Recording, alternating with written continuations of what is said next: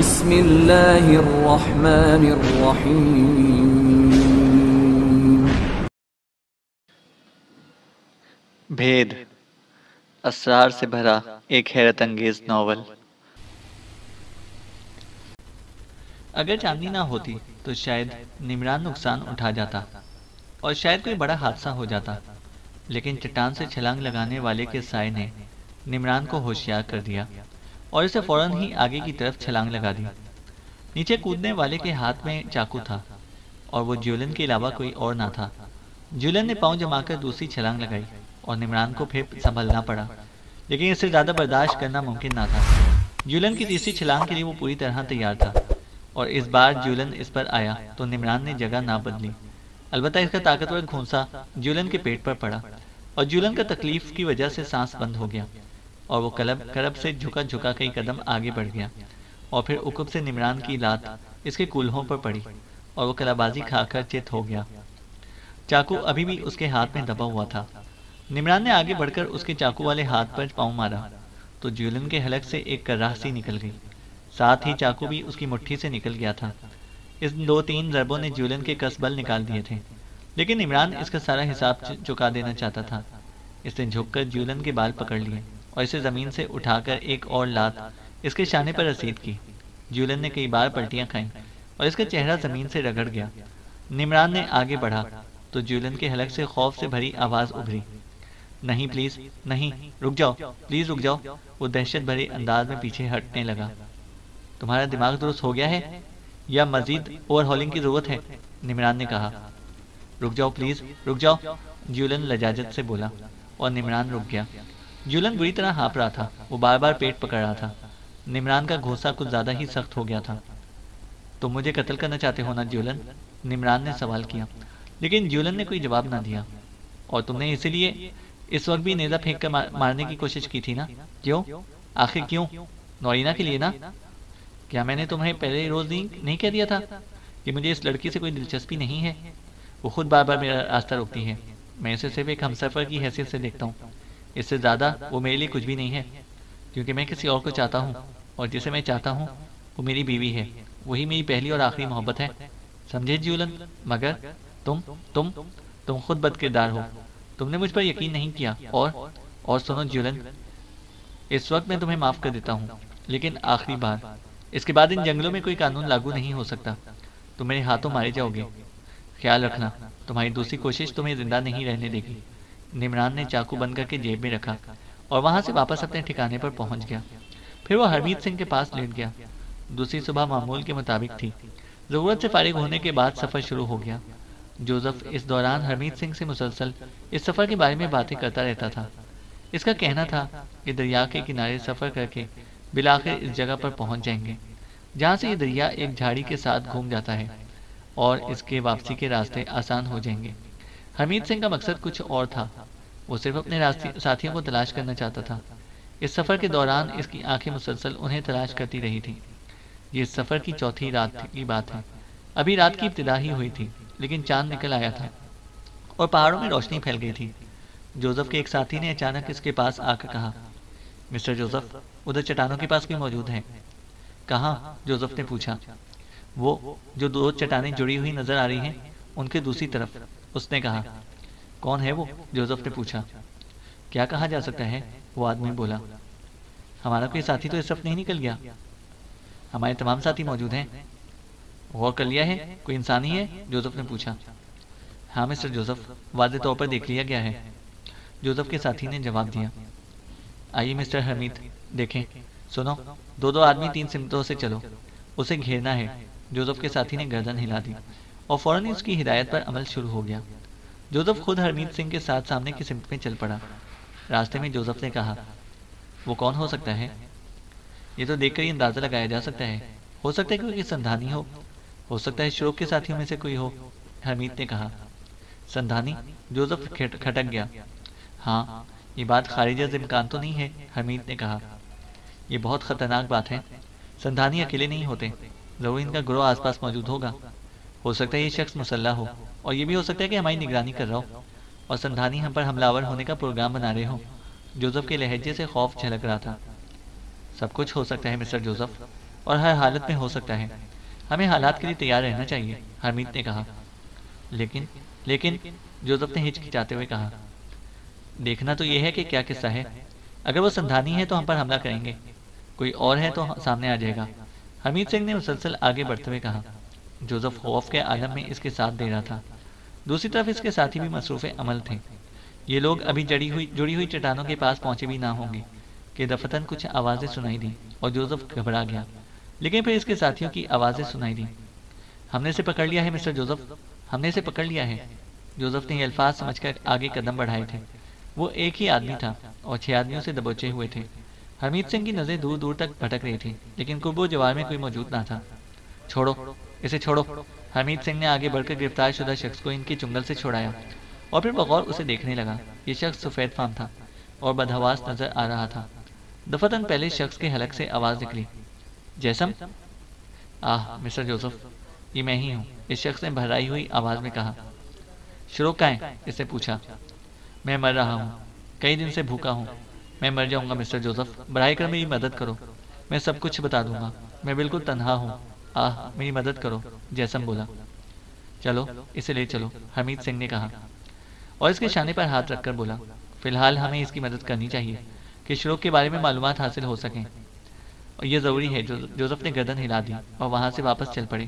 راستے میں حمید سنگھ نے جوزف سے پوچھا، یہ شروع کا ساتھی ہے؟ ہاں، میں اسے اچھی طرح جانتا ہوں، شروع کا وفادار کتا، مگر یہ تنہا کیوں ہے؟ جوزف نے کہا، اس سے ہمیں بہترین معلومات حاصل ہو سکتی ہیں، اس کے لیے تم اس کے ساتھ کوئی سختی نہیں کرو گے۔ جوزف نے کوئی جواب نہیں دیا۔ جیسم کو خوراک دی گئی اور وہ کھا پی کر نڈال ہو گیا۔ دوسری صبح اس کی حالت اس قابل ہو سکی کہ اس سے کچھ معلومات حاصل کی جائیں۔ جیسم نے کہا، شروع اب سندھانیوں کا قیدی ہے، اس کے ساتھ دوسری پارٹی کے لوگ بھی ہیں، حمید پارٹی کے لوگ۔ کیا؟ حمید اچھل پڑا۔ نمران کا چہرہ بھی سرخ ہو گیا۔ ہاں، وہ سب موت کے راستے پر چل پڑے ہیں اور ان کی زندگی مشکل ہے۔ میں نے جان کی بازی لگا دی تھی اور فیصلہ کیا تھا کہ سندھانیوں کے ہاتھوں مرنا ہی ہے تو ان کی قید میں نہیں مروں گا۔ میں ان کی بستی سے ان کی قید سے نکل بھاگا۔ انہوں نے بہت دور تک میرا پیچھا کیا، لیکن میں ان کے چنگل سے نکلنے میں کامیاب ہو گیا۔ جیسم نے اپنی تفصیل بتائی۔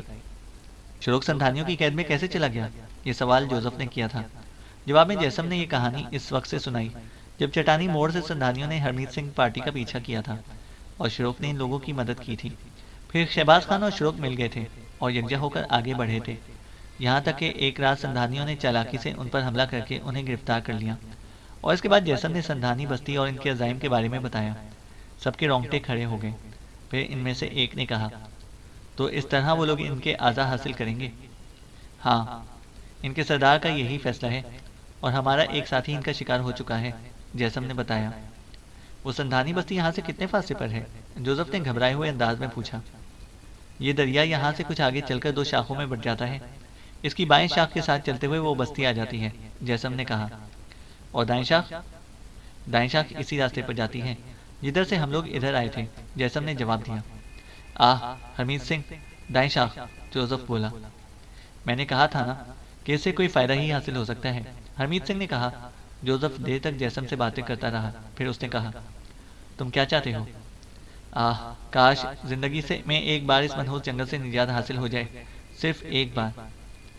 میں ہمیشہ آپ کا احسان مند رہوں گا مسٹر جوزف۔ خزانے کے لالچ میں ہم سب نے اپنی زندگیوں سے مذاق کیا ہے۔ یہ مذاق کتنا خوفناک ہے، جیسم نے کہا۔ چلو سفر کی تیاریاں کرو، ہمیں اس 2 شاخے سے نکلنے کے لیے سخت محنت کرنا ہوگی۔ ہمیں واپسی کا راستہ نظر آ گیا ہے، جوزف نے کہا، اور سب تیاریاں کرنے لگے۔ یہ سفر آج تک کے سفر سے دوگنا تیز رفتار ہی تھا اور عام دنوں کی نسبت کئی گھنٹے مزید جاری رہا۔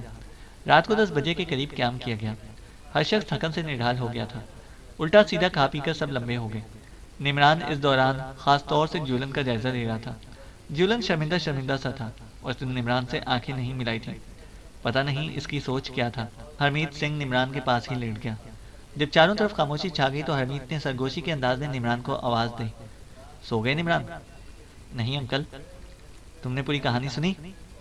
ہاں، نمران نے آہستہ سے کہا۔ شہباز خان اور ہمارے دوسرے ساتھی زندہ ہیں، یہ خبر ہمارے لیے کسی قدر مسرت افزا ہے۔ وہ سندھانیوں کی قید میں ہیں، یہ اطلاع پریشان کن ہے، لیکن کیا ہم انہیں مرنے کے لیے تنہا چھوڑ دیں؟ کیا عمدہ بات ہے کہ اگر جدوجہد کا انجام موت ہے تو ہم سب ساتھ ہی مریں گے۔ تم مجھ سے متفق ہو نمران؟ حمید سنگھ نے کہا۔ آپ مجھ سے سوال کر رہے ہیں انکل؟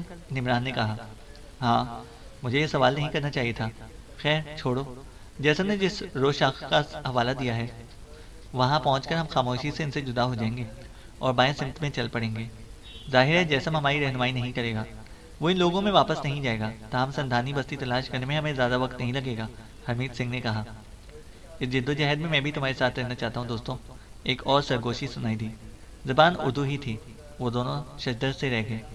ان کی گردنیں گھوم گئی تھیں۔ وہ پروفیسر زلفی تھا، خشک مزاج اور سپاٹ چہرے والا زلفی، جس نے اس دوران ایک مرتبہ بھی ان سے گفتگو نہیں کی تھی اور خود کو لیے رہتا تھا۔ انہیں اندازہ نہیں تھا کہ وہ ان کے اتنا قریب ہے۔ وہ ایک پتھر کی اوٹ میں تھا اور پتھر ان کے سرہانے تھا، جس کی وجہ سے وہ اسے نہیں دیکھ سکے تھے، اور پھر یہ اندازہ بھی نہ تھا کہ جوزف کے گروہ میں کوئی اردو دان بھی موجود ہے۔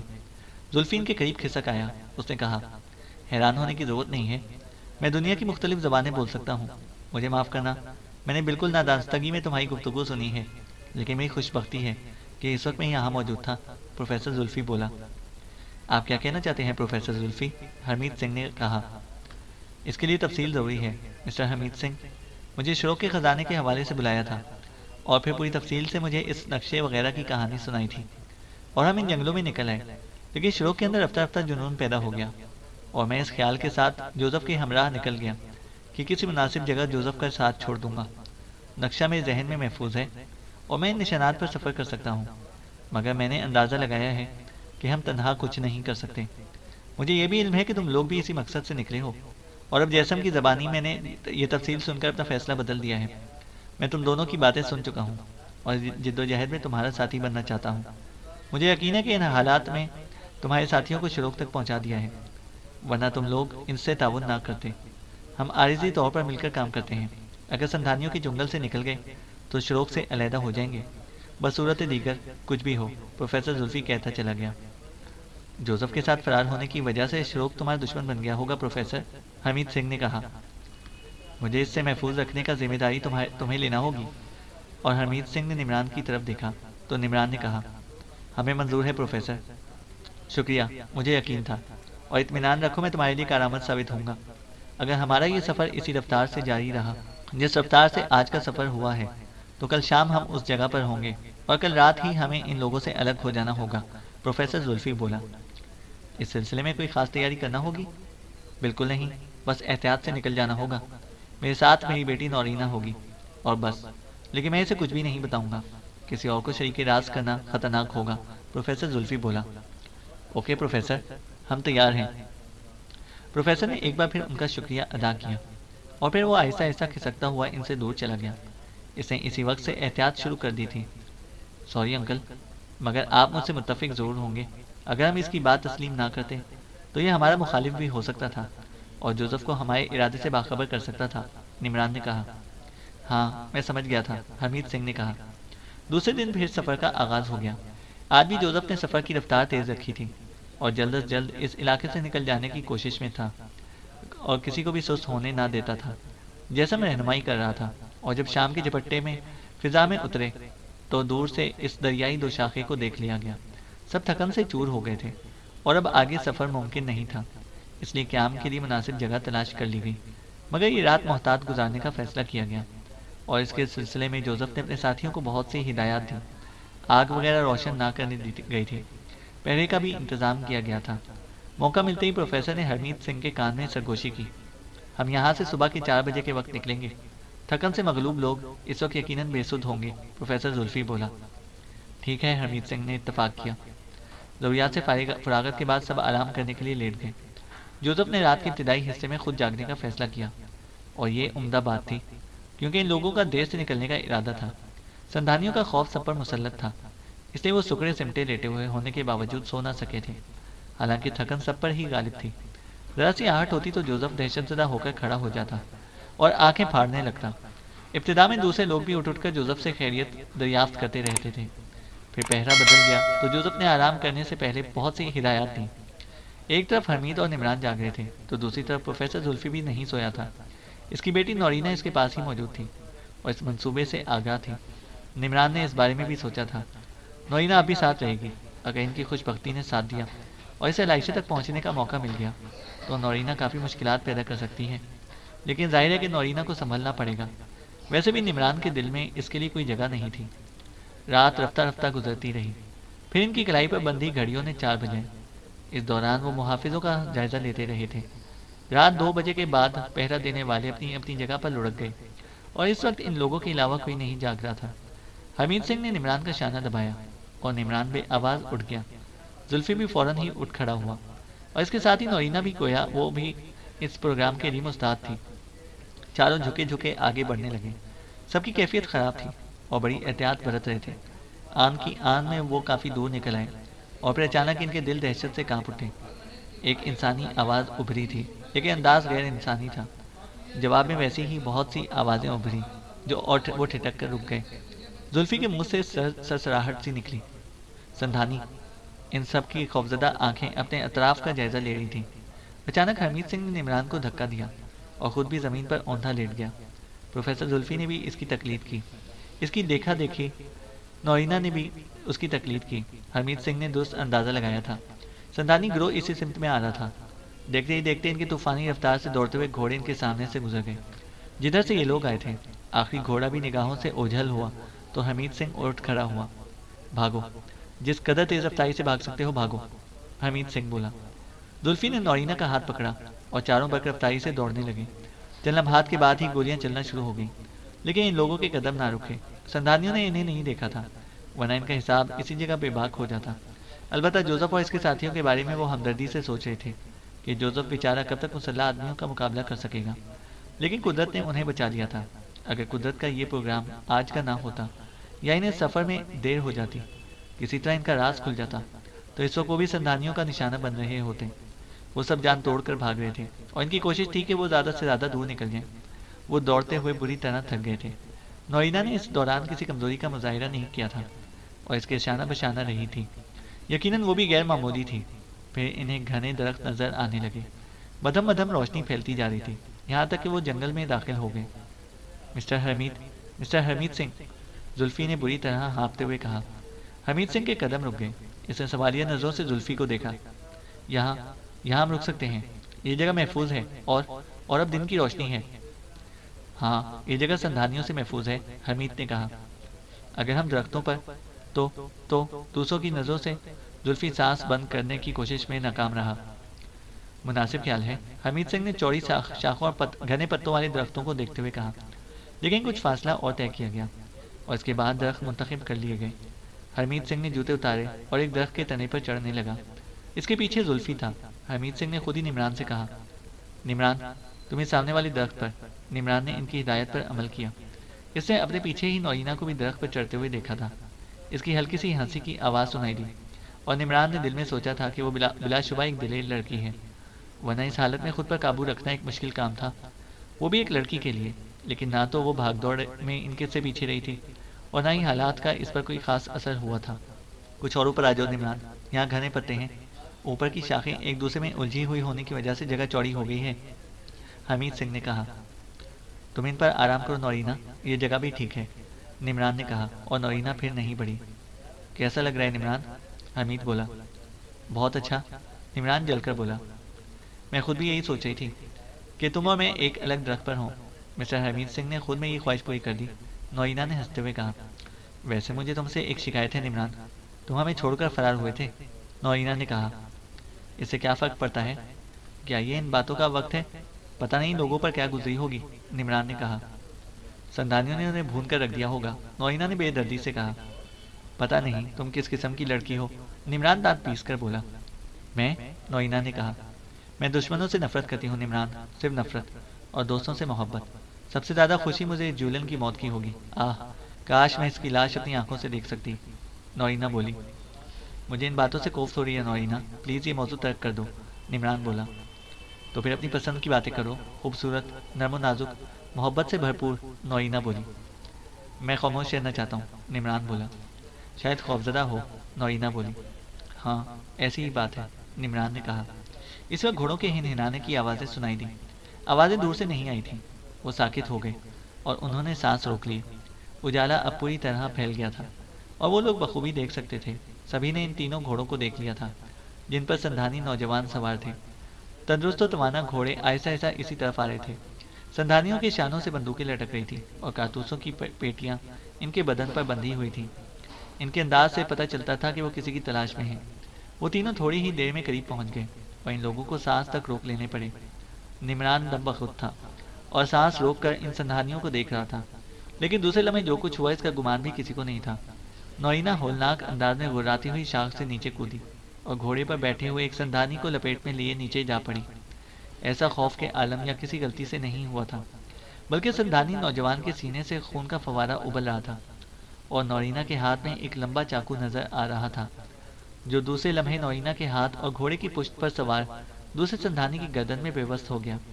تیسرا سندھانی بدحواسی کے عالم میں گھوڑے پر بیٹھا آگے بڑھا تو نمران نے تھوڑا سا جھک کر اس کے بال پکڑے۔ گھوڑا سندھانی کے نیچے سے نکل گیا، لیکن نمران بھی شاخ پر اس کے وزن کو سنبھال نہ سکا اور اس کے ساتھ ہی نیچے آ رہا، لیکن اس کے نیچے گرتے ہی سندھانی نوجوان کی گردن دونوں ہاتھوں میں دبوچ لی۔ خوف نے اس کے ہاتھوں میں بے پناہ قوت پیدا کر دی تھی۔ سندھانی نوجوان کی زبان باہر نکل آئی اور اس کا بدن بری طرح پھڑکنے لگا۔ حمید سنگھ اور زلفی اس منظر سے چند لمحات کے لیے ساکت ہو گئے تھے، لیکن دوسرے ہی لمحے وہ بھی ایک ایک کر کے نیچے کود گئے۔ البتہ اب ان کی ضرورت نہ رہی تھی۔ گھوڑے پر بیٹھا ہوا وہ سندھانی بھی نیچے گر پڑا تھا، جس کی گردن میں چاقو پیوست ہوا تھا۔ نوئینہ نے انتہائی جرأت سے کام لے کر چاقو اس کی گردن سے کھینچا اور دوبارہ اس سندھانی پر وار کیا، جو اس کا سب سے پہلا شکار تھا۔ اسی اثنا میں نمران کا شکار دم توڑ چکا تھا۔ چند لمحات کے بعد وہ تینوں بے جان ہو گئے۔ حمید سنگھ گہری نگاہوں سے نورینہ کو دیکھ رہا تھا۔ یہ فیصلہ تم نے اچانک ہی کر لیا لڑکی؟ حمید نے کہا۔ ہاں، یہ میری عادت ہے، میں اچانک فیصلے کرتی ہوں اور ان پر عمل کر ڈالتی ہوں، نورینہ نے کہا۔ ہو سکتا ہے پروفیسر ان کے پیچھے ان کے دوسرے ساتھی بھی ہوں، حمید تشویش سے بولا۔ ہاں، امکانات ہو سکتے ہیں، زلفی نے گردن ہلا کر کہا، پھر اسے جھپٹ کر ایک مردہ سندھانی کی بندوق اٹھا لی اور اسے دیکھتا ہوا بولا، یہ ایک عمدہ بات ہوئی ہے، ہم لوگ مسلح ہو گئے۔ صرف مسلح نہیں ڈیڈی، اب یہ گھوڑے بھی ہمارے کام آئیں گے، اور ایک اور تجویز ہے ڈیڈی، اگر آپ لوگ مان لیں، نورینہ نے کہا اور وہ لوگ اسے دیکھنے لگے۔ آپ لوگ ان سندھانیوں کے لباس استعمال کریں، ان جیسا حلیہ اختیار کریں، اس طرح انہوں نے اگر کہیں ہمیں دور سے دیکھ بھی لیا تو فوراً ہم پر حملہ نہیں کریں گے۔ اس دوران ہم ان سے ہوشیار ہو جائیں گے، نورینہ نے کہا۔ میں نے کوئی سندھانی عورت نہیں دیکھی، لیکن میرا خیال ہے کہ میں ایک جنگلی لڑکی کا روپ دھار سکتی ہوں، کیوں مسٹر نمران؟ نورینہ نے مسکراتے ہوئے نمران سے پوچھا۔ ہاں ہاں، یقیناً، نمران بڑبڑا کر بولا۔ نورینہ کی اس کارکردگی پر وہ دنگ رہ گیا تھا۔ اس نے اب تک اسے بس ایک غیر معمولی لڑکی سمجھا تھا، لیکن وہ اس کے تصور سے بھی زیادہ خطرناک تھی۔ زلفی نے فوراً ہی عمل شروع کر دیا، کیونکہ انہیں دوسرے سندھانیوں کے آ جانے کا خوف تھا۔ چنانچہ تھوڑی دیر بعد وہ تینوں سندھانی معلوم ہونے لگے۔ یوں بھی کوئی بڑی تبدیلی نہیں کرنی پڑی تھی، سوائے ان بھدے لباسوں کو اندرونی لباس پر چڑھانے کے۔ نورینہ کچھ دور چلی گئی تھی اور وہاں جا کر اسے اپنا حلیہ بدل لیا تھا، اور یہ حلیہ بھی کمال تھا۔ اب یہاں رکنا مناسب نہیں، آگے بڑھا جائے، حمید نے کہا، اور تینوں گھوڑوں پر سوار ہو گئے۔ نورینہ کو زلفی نے اپنے ساتھ گھوڑے پر بٹھا لیا تھا۔ گھنے درختوں کے درمیان سفر تیز رفتار تو نہ تھا، لیکن آسان ضرور تھا۔ جو وہ آگے بڑھتے رہے، درخت بھی چھدرے ہوتے جا رہے تھے۔ پھر کچھ پھلدار درخت نظر آئے اور انہوں نے پھلوں کا معائنہ کرنے کے بعد انہیں استعمال کیا اور ان کا کافی ذخیرہ بھی کر لیا۔ سندھانی دوبارہ نظر نہیں آئے تھے، البتہ جوزف وغیرہ کے خیال سے وہ مغموم ہو رہے تھے۔ زلفی نے حمید سنگھ سے بھی کہا، تمہارا کیا خیال ہے حمید سنگھ؟ جوزف اور اس کے ساتھیوں کے بچ جانے کی کچھ امید ہے؟ زلفی نے پوچھا۔ کیا کہا جا سکتا ہے، ہو سکتا ہے ان میں سے کچھ بھاگے ہوں، بیچارے غیر مسلح تھے، حمید سنگھ نے کہا۔ ہاں، مقابلے کا تو سوال ہی نہیں، بس اگر کچھ لوگوں نے جان بچا کر بھاگے ہوں تو دوسری بات ہے، زلفی بھی بولا۔ آگے درختوں کا سلسلہ ختم ہو گیا ہے، اچانک نمران نے کہا، اور وہ دونوں بھی اسی طرح دیکھنے لگے۔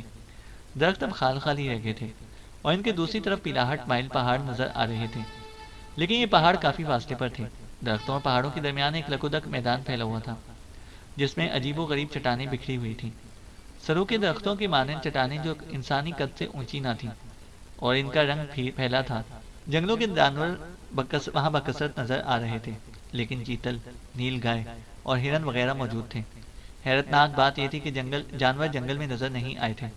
انہیں دیکھ کر پروفیسر کے منہ میں پانی آ گیا۔ کیا خیال ہے حمید، کیا ہم انہیں نظر انداز کر دیں؟ نہ جانے کتنا عرصہ ہو گیا تھا پیٹ بھر کر کھائے ہوئے، اور پھر اب تو ہمارے پاس بندوقیں بھی ہیں، پروفیسر زلفی نے کہا۔ فائر کرنا مناسب ہوگا؟ حمید نے پوچھا۔ اس لذیذ گوشت کے لیے ہر خطرہ مول لیا جا سکتا ہے، اور پھر کیا کہا جا سکتا ہے کہ خطرہ کہاں اور کب پیش آئے؟ پروفیسر زلفی بولے۔ ٹھیک ہے، پھر ایک فائر میں کام ہو جانا چاہیے۔ زیادہ بڑا جانور شکار کرنا بیکار ہے، اسے کہاں لادے پھریں گے؟ آپ ان میں سے کوئی ہرن پسند کر لیں، حمید سنگھ بولا، اور پروفیسر زلفی ہنس پڑا۔ پھر سے ازراہ مذاق ایک کلانچے بھرتے ہوئے ہرن کی طرف اشارہ کیا، اور حمید سنگھ نے بندوق سیدھی کر لی۔ ٹراخہ ہوا اور ہرن کئی فٹ اونچا اچھل کر گر پڑا۔ بے مثال، پروفیسر زلفی نے بے اختیار کہا، اور پھر نوئینہ کو گھوڑے سے اتار کر اس کا چاقو لے کر ہرن کی طرف دوڑ گیا تاکہ مرنے سے پہلے اسے ذبح کر لیں۔ نوئینہ نے کہا، اور نمران، جنگل دور نہیں ہے، ہمیں خشک لکڑیاں درکار ہوں گی۔ وہ اچھل کر نمران کے گھوڑے پر چڑھ گئی اور نمران نے گھوڑے کو آگے بڑھا دیا۔ میں تم سے ابھی تک ناراض ہوں نمران، نوئینہ بولی۔ کیوں؟ اگر ڈیڈی تمہارے ساتھ شریک نہ ہو جاتے تو تم تو ہمیں چھوڑ کر چلے گئے ہوتے۔ نمران، تم میرے لیے افسردہ نہ ہوتے، نوئینہ نے کہا۔ بہت سے لوگ مجھ سے بچھڑ گئے ہیں نوئینہ، ان میں میرے ڈیڈی بھی ہیں، تمہیں نہیں پتا میں ان کے لیے کتنا پریشان ہوں، نمران نے کہا۔ نوئینہ کچھ نہ بولی، پھر اس نے کہا، جولن ضرور ان سندانیوں کے ہاتھوں مارا گیا ہوگا، مجھے اس کی موت کی سب سے زیادہ خوشی ہے، نوئینہ نے کہا۔ تم نے اچانک سندانیوں پر حملہ کر کے مجھے حیران کر دیا تھا، نمران نے کہا۔ میری کامیابی پر خوش نہیں ہوئے تم، نوئینہ بولی۔ کیا اس سے قبل بھی تم نے کوئی انسانی زندگی لی ہے، نمران نے پوچھا، اور نوئینہ مسکرانے لگی۔